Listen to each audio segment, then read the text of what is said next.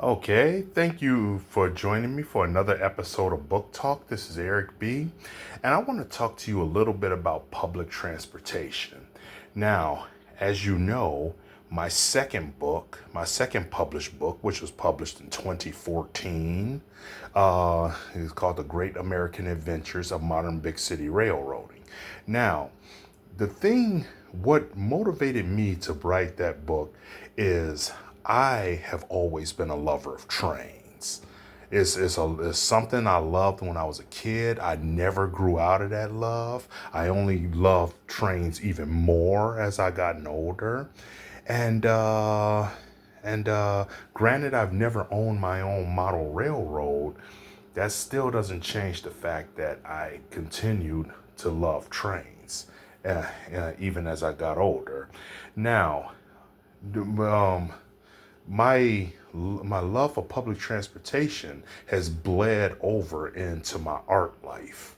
I've written, um, like I mentioned in my past videos, 90% of my writings have been written on trains, on buses, and train stations, bus stops, Greyhound stops, airports, on planes, lobbies, waiting rooms.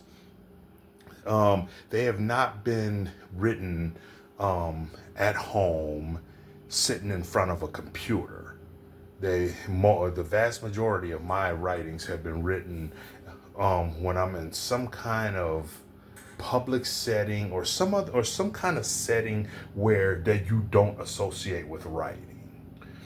That's one of the reasons why I've never understood some of this advice that's been given to writers. Like I read some of this advice sometimes. I read advice like, for instance, one piece of advice I read for writers is something like write a paragraph in like a certain amount of time, like a week or a month or something like that, and then write another paragraph. My writing, I don't know who writes like that, but I have never written like that. Let me tell you how my writing starts off. My writing starts off as I get this idea, okay, right? I just came up with this great idea. I have came up with the idea for the greatest story ever written. Once I write this story, it's going to be the greatest story ever written.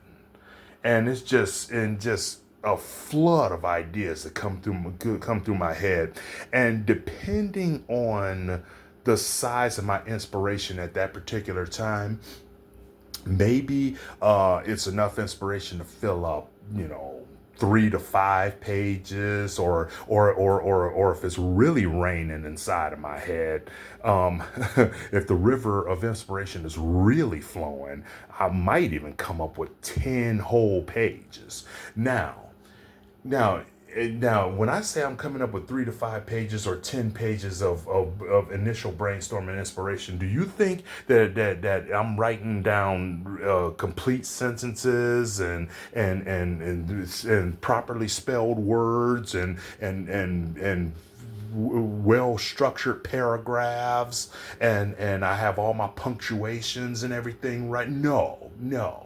What I'm talking about when I talk about the initial inspiration, I'm talking about a bunch of crap that I poured out of my brain onto a sheet of paper. It is a complete mess.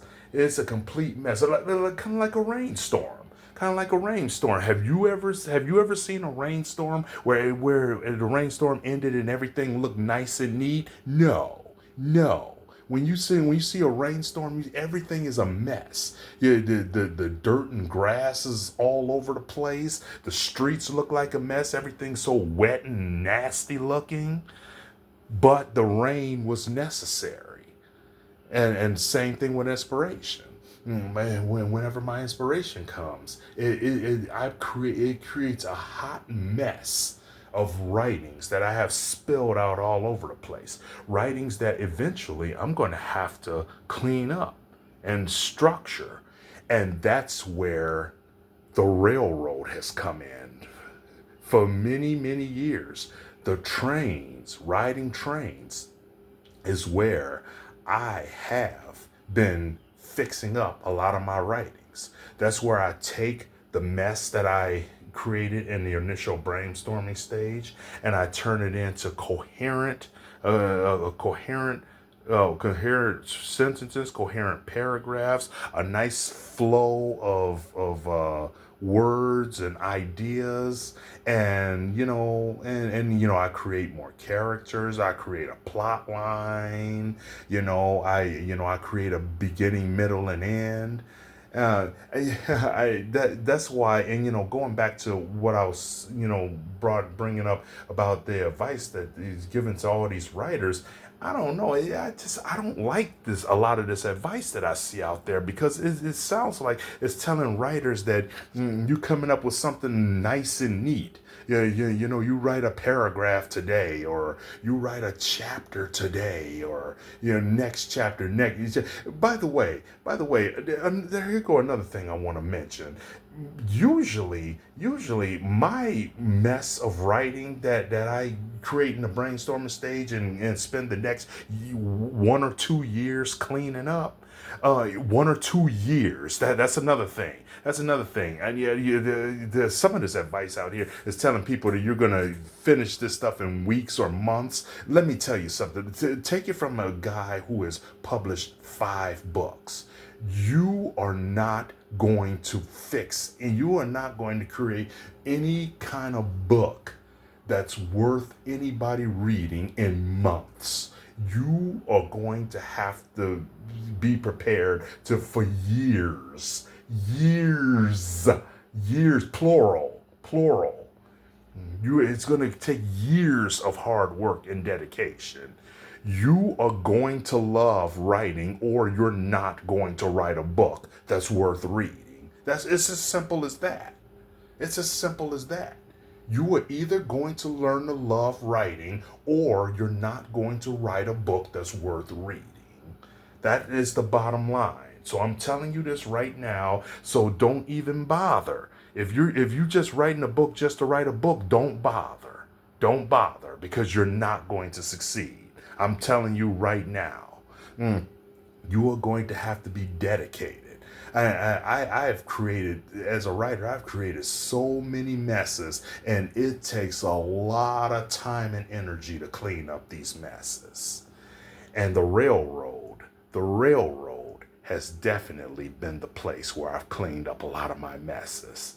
I think that's one of the reasons why I have such a love for it. Now, in the city that I live in now, I don't really ride the rail as much. I've been riding buses more and railroads less. But when I was living in Chicago, I rode the rail all the time. But it doesn't matter. But it doesn't really matter. What matters is the point I'm trying to make right here is that most of your writing is going to be done at times and at places where it is not usually associated with writing. And by the way, before you spend a crap load of money that you don't have to get terrible advice from somebody whose advice is not going to help you become a published author, take it from me, because I am not charging you anything. Yeah, the only thing I'm charging you is the time you're taking to listen to this video. You're not giving me a dime for this advice. If you really want to write a book, you are going to have to be committed. And you are going to have to understand that it's going to take time, it's going to take energy, it's going to take dedication, and you are not going to get your great ideas by sitting in front of your desktop or your laptop or your Fire tablet. You're going to do it by taking your pen and paper everywhere you go and making sure it's ready. So when that great idea finally pops into your head for no reason while you're out doing something that has nothing to do with writing, you're ready to write it down. Now, I just wanted to let you know that I fully intend to make more videos like this where I talk more about this writing, because I really want to really want to give some more writers some better advice, because I'm telling you, a lot of this advice you're getting out there on how to be a writer is terrible advice. It's terrible advice. And if you abide that advice, you are going to wonder why everybody else can write a book and you can't. And it's pretty simple. So anyway, thank you for joining me for this episode of Book Talk. Please click the link below to visit the Night Crusaders series. One of the books of the Night Crusaders series. Read the free chapter. Click the links to all the other books of the Night Crusaders series and the Great American Adventures of Modern Big City Railroading. And all the Night Crusaders series books have a free chapter on the site that you can read before you decide whether to buy the book. So thank you for joining me here today, and join me soon for another episode of Book Talk.